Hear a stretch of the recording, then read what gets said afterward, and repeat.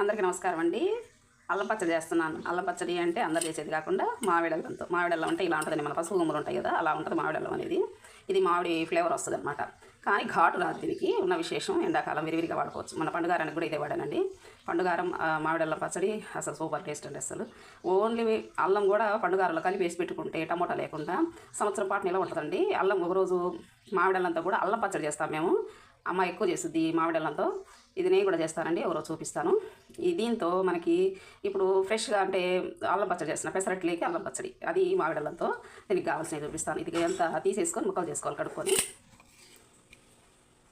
ఇది ఇలా చూపిస్తే అర్థమవుతుందని, కట్ చేస్తే అర్థం కాదు కదండి, అందుకని ఇలా చూపించాను. కొంచెం వేయించానండి పచ్చిమిర్చి. అలా ఈ బెల్లం వచ్చేసరికి స్పూనున్నర, 3/4 స్పూను సాల్ట్ అండి, కొంచెం చింతపండు, ఇంకంతేనండి. ఇదండి బాగా వచ్చింది. ఇది పీచు ఉంటుంది దీనికి. ఇవన్నీ కలిపి మిక్సీ పట్టుకోవడమే.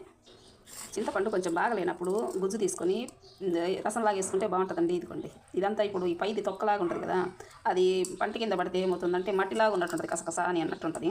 అందుకని గుజ్జు తీసేసుకున్నాను. అన్నీ కలిపి ఒకసారి మిక్సీ పట్టుకోవడమే, పోపు పెట్టుకోవడం. ఇంకా ఇదండి కొంచెమే పోపు వేసాను. ఉప్పు, కారం, పులుపు అన్నీ సరిపోయాయి. ఇంకోటి చూపిస్తాను. పెసరట్టండి నేను వేసే విధానం చెప్తున్నాను. ఒక గ్లాసు పెసరపప్పు, ఒక గ్లాసు బియ్యం అండి.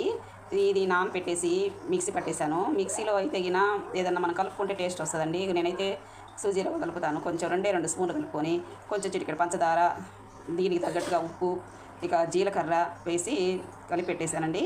నానిపోయింది, అరగంట అయింది పెట్టి రవ్వ వేసేసి కూడా.